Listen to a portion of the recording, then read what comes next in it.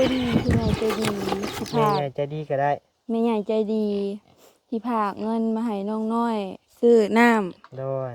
ขอให้เพิ่นอยู่ดีมีแห้งความเจ็บช่วยได้ความ คือ เจ็ แป้ บ งชัก ไว้ ภู นี่ มิก็ได้ เด้ เต้นเต้นเต้น ก่อนกุ้ง เลยกี่พุ่นนี่แหละพี่น้องเลยครบเซตเลย โอ้ไปกินของดีอีกแล้วเหรอ นั่นแหละมาทีหลังดังกล้วยอย่างวะ ที่แต่คันคอนะตอนนี้เลย บอกกินกุ้ง ของมักจับ บ่มักกุ้งบ่ โอ้ เอากินบ่ได้กุ้งเฮานะปันเด็กน้อยพ่อขนมพี่น้องเอ้ยบาทนี้ซองหน้า เช็ค ซองห ก่ ลั อน ง เลย เช็คแล้วเนาะ เช็คมึงดูมีหยังกันน่ะ ครบอยู่บ่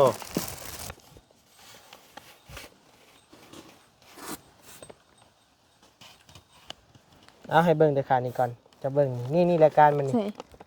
จักอย่างอ่ะ โอ้บ่เป็นอ่านหนังสือ บ่เป็นอันนั้นสิ ได้เป็นหนังสือซ้ำนี่ปะ ได้ราคาปลาย นี่ หาไปปลายบ่ 757,000 757,000บ่ไรอันนี้ก็จำพวกผัก อันนี้ถ้ามักอันนี้มัน อันนี้ แซ่บ แล้วสูตรบางลายกิโลหนึ่งแบบเป็นกลัว ขอให้ได้สิ่ง แล้ว นั้ ก็ น กุ้ง ลงความมุ่งมั่นปรารถนาอย่าเจ็บอย่าจนร่ำๆรวยๆเถอะ ถูกโอเคแล้วนะพี่น้องเนาะ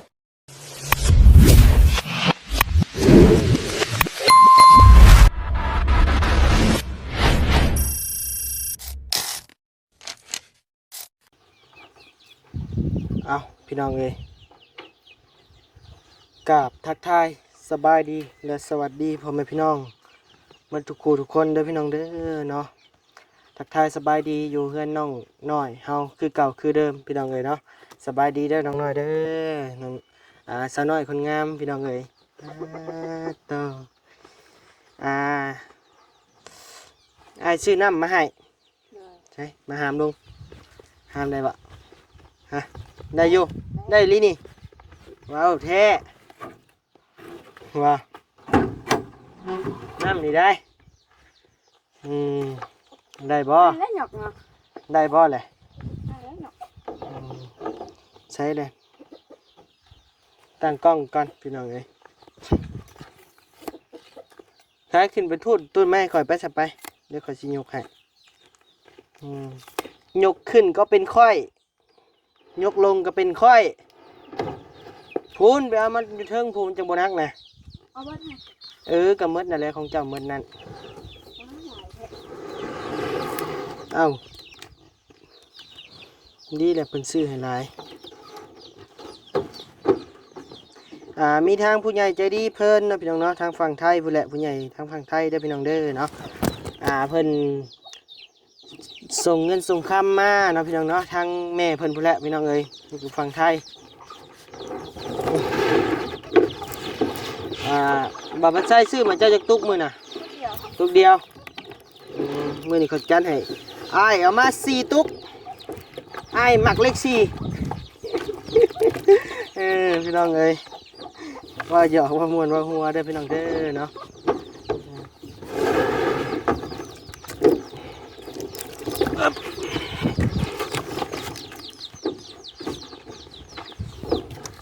จัดสุดใหญ่ไฟกับพริบให้เลยพี่น้องเอ้ยมือนี่เนาะยังมีของใหญ่กว่านี้อีกนั่งลงตะกู้บางกล้อง มีของใหญ่กว่านี้อีกมือนี่ เนี่ย ดาวดูสิเป็นหยังอีหยังอะไรอยู่ในน่ะเอา สิดัด คือหู้ โอ้ คือหู้ โง่เดาไปเลยแม่นบ่ ฮะ แม่นบ่ จักแล้วดาวให้อีกให้โอกาสอีก3เทื่อ สิดัด เทื่อ2 เงิน เทื่อ3 บ่มี เอา3เทื่อ น้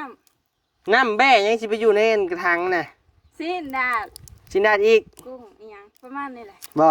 เอารุ่นต่อไปฉันยุบยังไงอันนี้ก็เป็นเงินของแม่เพิ่นอยู่ฝั่งไทยเด้อผู้ใหญ่จากฝั่งไทยเพิ่นผากมาให้400 กว่าบาท400 จัก400เท่าใด400กว่าๆพุ่นแหละพี่น้องเอ้ยเนาะใส่มานั่งพี่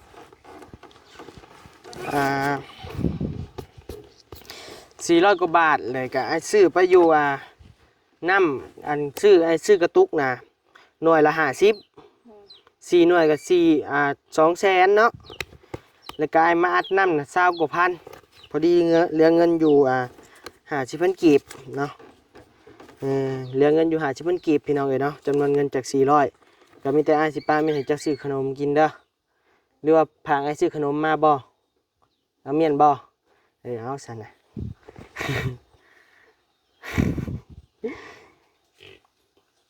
อีหยังเนี่ยนะเลยมีแต่ผากเจ้าขอบมุกขอบใจทั้งแม่เพิ่นนบมือขึ้นขอบมุกขอบใจเพิ่นให้เพิ่นอยู่ดีมีแห้งคือเก่าแหละเนาะเอาเว้า อีหยังหน่อยขอขอบคุณผู้ใหญ่ใจดีที่ แม่ พาก ใหญ่ใจดีก็ได้ แม่ใหญ่ใจดีที่พากเงินมาให้น้องน้อยซื้อน้ำ โดย ขอให้เพิ่นอยู่ดีมีแห้งความเจ็บช่วยได้ความขายบ่ให้มีปรารถนาสิ่งใดขอให้ได้สิ่งนั้นทรงความมุ่งมั่นปรารถนาอย่าเจ็บอย่าจนร่ำรวยๆทุก สาธุ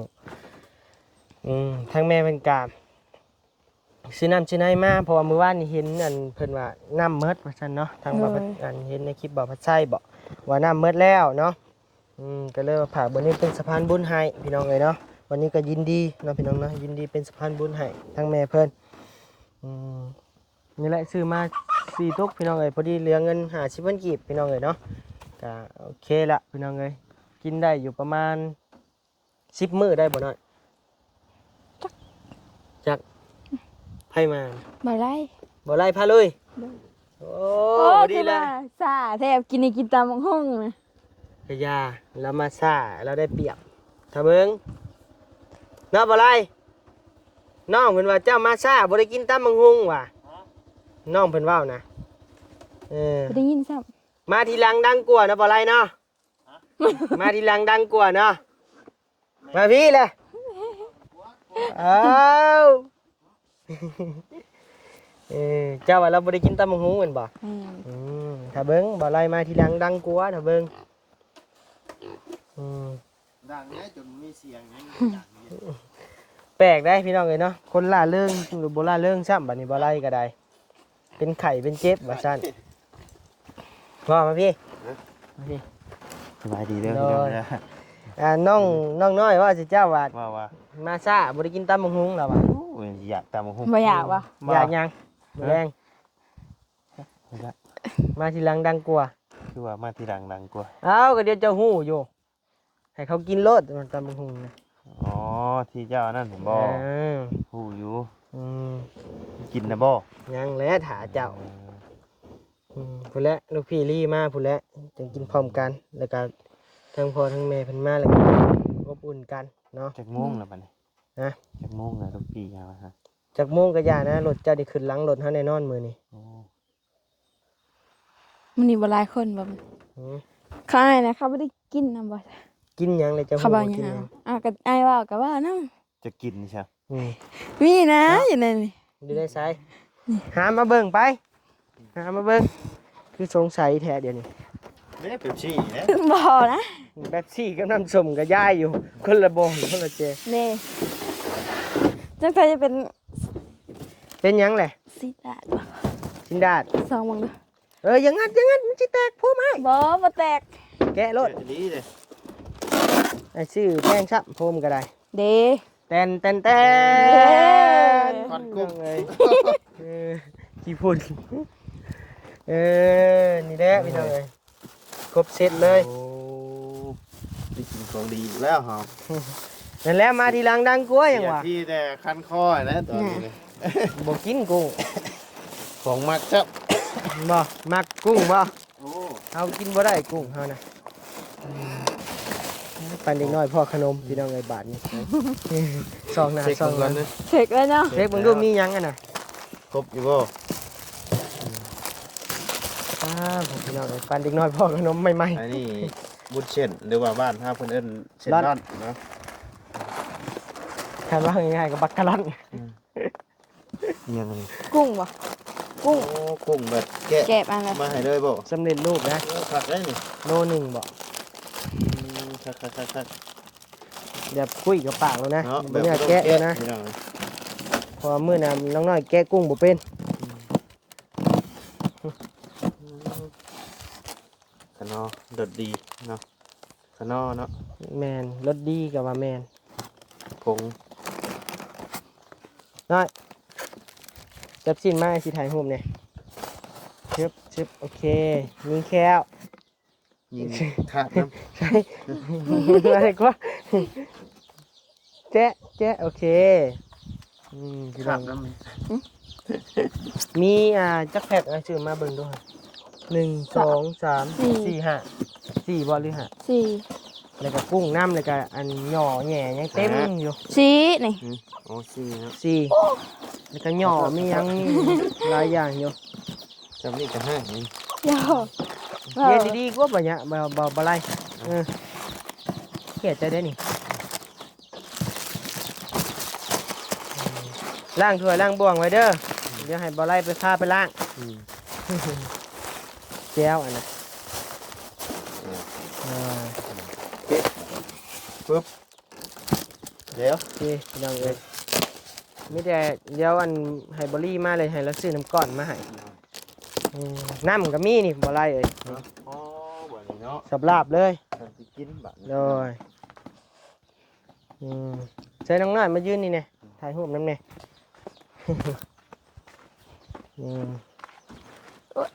เบิ่ง เข้ามา เอาให้ข้าวน้ำบ่เอาซะ แชะโอเคพี่น้องเอ้ย เลี้ยวๆเลยได้พี่น้องเอ้ยซ่องบ่นิ้วบ่ได้มีตัดต่อได้ มา เดี๋ยวไอซีบอกมานั่งพี่ก็ได้เดี๋ยวเปลี่ยนขากล้องก่อนพี่น้องเอ้ยขึ้นรถก็บ่ถึงเสียเกินไปเด้ ได้ อเดี๋ยวไอซีว่า เด้อ ขึ้นนั่งดีๆขึ้นนั่งดีๆงามพี่น้องว้าวรถจุงโยบน้อย นางอ้ายว่าจัก นักเจ้าหันผู้ มา จนแอดผู้ว้าวอย่าเอาเป็นพี่น้องเอ้ยจะหูบ่ซื้อมาเท่าไหร่ บ่ ให้ดาวมีสร้อยให้เลือกมึงเด้อ บ่ได้ล่ะ มึงเด้อให้เลือกมีสร้อยให้เลือกเดี๋ยวสิบอกพี่น้องดาวเบิ่งบินยาวขนาดนี้มีเท่าไหร่มึงเด้อติด เข้าอยู่เถอะ มีสร้อยให้เลือกเด้อ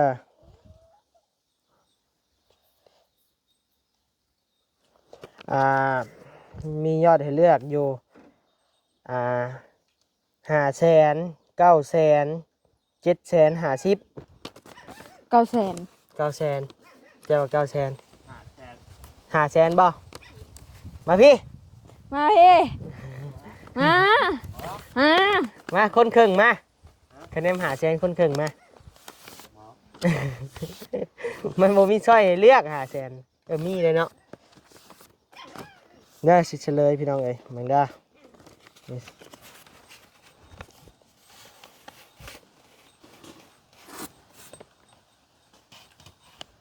เอาให้เบิ่งเดี๋ยวขานี่ก่อนจะเบิ่งนี่รายการมันนี่ ใช่ จักอย่างอ่ะ โอ้บ่เป็นอ่านหนังสือ บ่เป็นอ่านสิ ได้เป็นหนังสือซ้ำนี่ปะ ได้ราคาปลาย นี่ หาไปปลายบ่ 757 757,000บ่ไรเอ้ย อันนี้ได้ใส่ เพราะว่ามันเป็นต่างชื่อใน CP เด้บ่ไรมันก็เลยราคาอยากสูงเนี่ยแต่ว่าคุณภาพมันก็แซ่บหั่นแหละนี่พี่น้องเอ้ย กะเปรียบเทียบใส่กับอยู่ไทยกะ1,000 กว่าบาทหน่อยเนาะ1,100กับ1,100 200และประมาณนี้แหละพี่น้องเอ้ยกะแนมว่าอยู่ไทยแหละบ่แพงแนมอยู่บ้านเฮาราคาเนี่ยแพงพี่น้องเอ้ยคือว่าการกินกับครอบครัวหนึงแหล้วเนาะอีหยังบ่กินเลิศ เห็นบอกอะไรมาทีหลังเลยกินเนื้อแซ่บกว่า เนาะ หมดกินนั่นตำบักหุ่งน่ะ ตำบักหุ่งก็แซ่บ เพ ได้ ราะนั้นเพิ่นมาเย้ยเฮาเนาะบ่ไร ตำบักหุ่งก็แซ่บ ไปตับ เด้อไอชีเว้าเด้อ เด้อ ทั้งพ่อเพิ่นเนาะอ้ายนี่แหละได้ยินว่าเจ้าอยากซินดาดว่าซั่นเนาะอ้ายก็เลยล้มกับพ่อเพิ่นผู้ที่เพิ่นโอนเงินมา 10,000 บาทนั่นแหละ เด้อ พ่อเพิ่นก็ว่าซื้อให้น้องเพิ่นกินรถว่าซั่นเนาะทางบ่นิวก็โอเคเนาะพี่น้องเนาะก็เลยปรึกษากันกับพ่อเพิ่นแล้วก็ซื้อมาเซอร์ไพรส์น้องน้อยเพิ่นเนาะพี่น้องเนาะเพราะว่าเมื่อวานนี้ได้ยินเมื่อวานนี้ว่าน้องน้อยอยากซินดาดเนาะพี่น้องเอ้ยก็เลยว่าซื้อมาแบ่งเอาเงินจากจำนวนสมทบมา10,000นั่นแหละพี่น้องเอ้ยเนาะแบ่งเงินของพ่อเพิ่นนั่นแหละโอเคเนาะพี่น้องเนาะแล้วก็เบิ่งเดี๋ยวอ้ายสิไล่เบิ่งเงินก่อนเงินเจ้าน้ำอ้ายมีเท่าใดนี่อันนี้ก็เงินเจ้านี่โอเคเดี๋ยวลงลืมพี่น้องเอ้ยจำนวนเงิน400 บาทนี่ก็เป็นเงินของแม่เพิ่นทางฝั่งไทยเด้อ เด้อ ก็กินนี่ก็ขอบคุณไปแล้วเนาะก็บ่ได้เอาเงินส่วนนี้พี่น้องเอ้ยเนาะเป็นเงินของแม่เพิ่นซื้ออยากซื้อน้ำให้น้องเพิ่นเนาะพี่น้องเนาะเอาเดี๋ยวบัดนี้สิไล่เบิ่งเงินให้พี่น้องเบิ่งเนาะเหลือเท่าใดแล้วก็มาจ่ายมื้อเว้นนี่ก็2 ล้านกว่าเนาะพี่น้องเนาะเงินกับอ้ายเด้อ1 2 3 4นี่4 ล้าน1 2 3 4 5 6 7 8 4 ล้าน8แสนเด้อนางเด้อยังเหลือนำอ้ายจำนวนเงินสมทบของน้ำของในก็โอเคแล้วแหละพี่น้องเอ้ยเนาะเครื่องอุปกรณ์กับบัดนี้ซื้อมาหมดแล้วเนาะปูนก็ซื้อมาเพิ่มละกะมีแต่สร้างบาทนี้พี่น้องเอ้ยเนาะค่าสร้างกะทางบ่าวยาวทางบ่าตูนทางไผกะทางบ่าลี่เนาะพี่น้องเนาะสี่สมทบกันค่าสร้างเนาะส่วนคะแนนว่าของบ่นิ้วเรือกะสิเอาเมียนสร้างฟันให้น้องเพิ่นตื้มเนาะน้องเพิ่นอยากได้ดินบ่อยากได้รถบ่กะแล้วแต่เนาะพี่น้องเนาะต้องรอเบิ่งรอชมนำกันอีกเทื่อนึงเด้อพี่น้องเด้อเนาะไปมีแต่เฮาไปล้างผักล้างหญ้าแล้วก็ซอยไว้ใส่มีดยังอยู่บ่ จักมันบ่เห็นจักแม่เฮามื้อน่ะแม่เฮาจิกผืออยู่บ่เห็นเขาบ่ท่าถามเรา หาเบิ่งเพื่อนเจ้ากำลังบ่ได้ใหญ่หาเอาหาแถวนี้แหละหาสิเห็นดอกหลังบ่ได้ใหญ่ปานใด โอเค ป้า หึ จะมันป้าลองเบิ่งหั่น ไม่ต้องเลยหลดจนโยก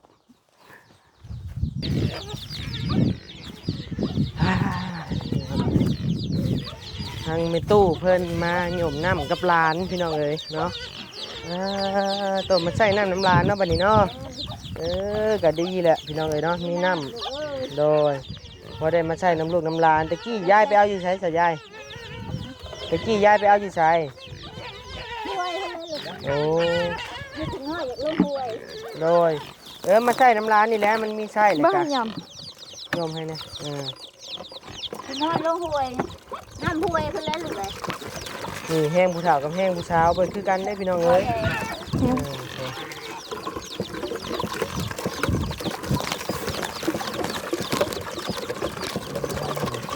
จัดต้านน้ำเราก็ได้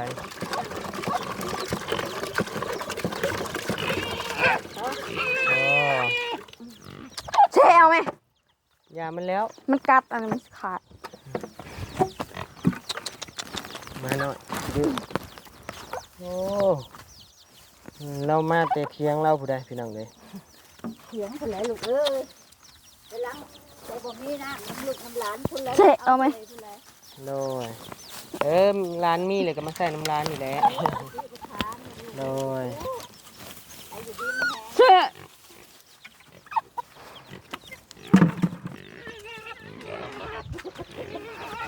ยำบ่ยำบ่ โยมรู้แล้วเจ้าย ำบ่มันก่อน จับกล้องเลยเป็นขี้ข้านเลยมาเห็ดคือใส่ง่าย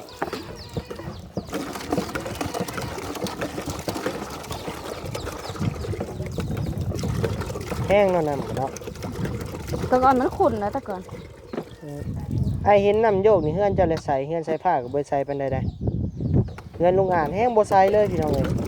เข็มไปเลยอยู่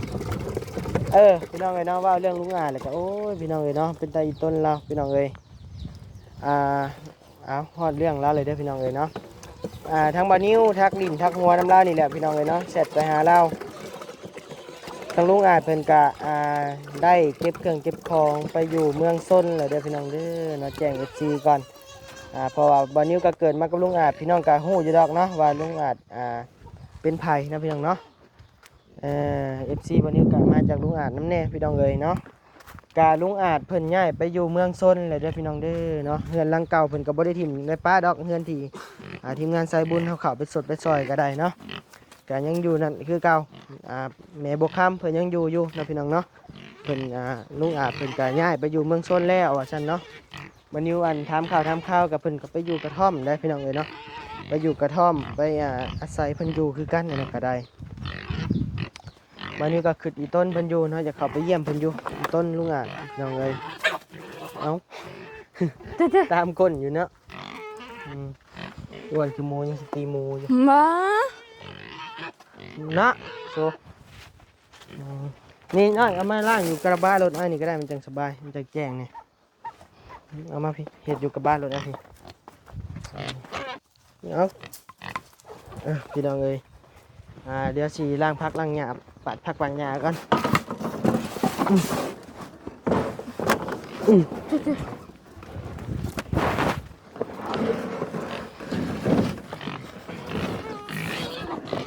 โอ้ น่าจะขึ้นไปอยู่เทิงรถถูกไปขึ้นไปแล้วล่างพักนะอันที่ซอยอันนี้เป็นแก้วเด้อพี่น้องเอ้ยแก้วบ้านเฮานี่เขากินแก้วตับเด้อพี่น้องเอ้ยตับเดี๋ยวมาเน้นๆเลยตับหมูตับงัวบ่ตับหยังแก้วตับแซ่บเลยบัดนี้นี่หมักแก้วอันนี้แต่บอลลี่หมักนี่เป็นแก้วซีฟู้ดบอลลี่หมักนะพี่น้องเนาะหิ้วเข่าอยู่เดี๋ยวนี้ก็ได้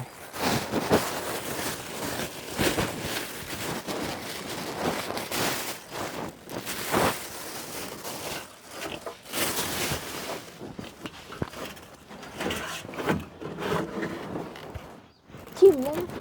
เด็ดทิมให้หมูให้ แม่ชิถิ่มอยู่ซอยก่อนกว่า มันจะเปื้อนบ่ เรื่องนี้ ใส่ผักใส่นะ ลืมเอาหมูเอาจานน้ำใช่ไหม นี่จุ่มชนิดแหละนี่ ปาดก่อนกว่า ปาดละใส่นี้มันจังบ่เปื้อน เอากระปาดก่อน นี่ ชะ บุ้งกินแล้วมีบุกกำเนิดเอาน้อยปลูกข้าวบุ้งนิดหน่อย ปลูกแล้ว ปลูกแล้ว เด้อ ใหญ่แล้ว ใหญ่แล้ว กินได้แล้ว ยัง นี่ลง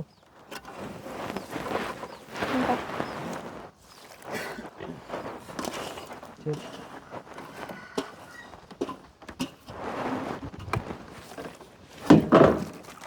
ผักกาดชื่อหัวหน่อยพ่อ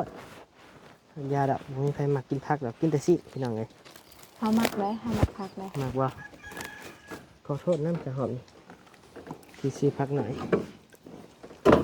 แวะยันหลายคนบ่ ฮึ โอ้คำว่าเหงาก็เมื่อไว้ เนาะหมดอยู่นำกันก่อนเนาะ หลายคนมวน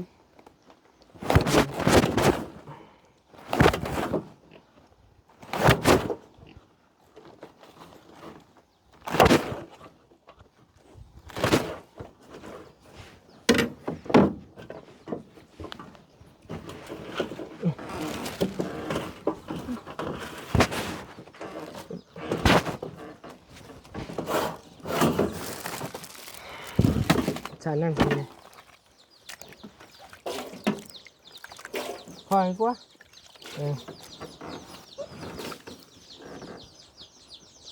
โอเคบันนี้ซื้อมาหลายอย่างเลยพี่น้องเลยเนาะหมูสามชั้นชิ้นสันข้อแบบชิ้นประมาณชิ้นอันนี้นะอันนี้เป็นแป้งนมแป้งนมเหมือน อันนี้ก็แป้งนมยังแข็งอยู่อันนี้ก็จะพวกผัก นี่ ที่ ถ้ามักอันนี้มัน อันนี้ แซ่บ แล้วซื้อบางลายกิโลหนึ่งแบบเป็นสิบกว่าแล้วก็กุ้งกุ้งนี่ก็กิโลหนึ่งแบบ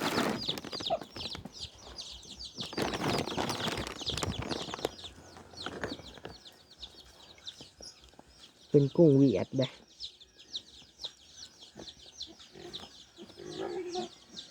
ใช่วะกิโลมันจากกับประมาณกิโลหนึ่งเลยนะเติบอยู่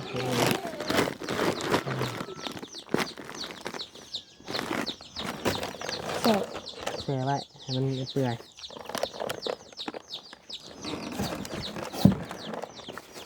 แล้วก็อันนี้ก็จะพวกน้ำจิ้มซีฟู้ดอันนี้ก็ซีฟู้ดแดงจะพวกขนมขนมเต็มมัดเลยโอเคพี่น้องเลยเนาะมีแต่เจ้ากับขอบุญขอบคุณทั้งพ่อเพิ่นเด้อ เลย เรียกว่าขอบุญขอบคุณเลยบ่ยังเลยเนาะอันนี้ก็เป็นเงินของพ่อพ่อใหญ่ใจดีเนาะจากฝั่งไทยพี่น้องเอ๋ยเนาะเพิ่นก็เป็นผู้ที่ว่าชดซอยพี่น้องคนลาวก็หลายแล้วพี่น้องเอ๋ยเนาะทางพ่อเพิ่นนี่เป็นนักบินเด้อเป็นกัปตันนักบินพี่น้องเอ๋ยเนาะขี่ยนต์อยู่เทิงพุ่นแหละ เป็นกัปตันพี่น้องเอ๋ยเพิ่นก็สมทบมา10,000 บาทนะพี่น้องเนาะก็แยกจากเงิน10,000 บาทนั่นมาซื้ออันนี้นะพี่น้องเนาะก็มีแต่ให้ทั้งน้อยกับคุณเพิ่นเนาะแล้วก็ให้เพิ่นอยู่ดีมีแห้งสำเจ้าเว้าได้หั่นแหละเนาะนบมือขึ้น ขอขอบคุญขอบคุณพ่อที่พากเงินมาให้น้องน้อยซื้อจินดาดก็ขอให้พ่ออยู่ดีมีแห้งความเจ็บบ่ให้ได้ ความไข่บ่ให้มีปรารถนาสิ่งใดขอให้ได้สิ่งนั้นทรงความมุ่งมั่นปรารถนาอย่าเจ็บอย่าจนร่ำรวยๆเถิด สาธุนะโอเคแล้วนะพี่น้องเนาะสำหรับคลิปนี้ทางบานิวกับจิขอโตวลำลาพ่อแม่ FC และผู้ใหญ่ใจดีทุกท่านเลยเด้อพี่น้องเด้อเนาะเดี๋ยวพอกันใหม่ในคลิปหน้าเดี๋ยวพี่น้องเด้อเดี๋ยวพอกันใหม่ในคลิปกินนะพี่น้องเนาะโดยสบายดีบ๊ายบายสบายดีเพิ่นแน่ สวัสดี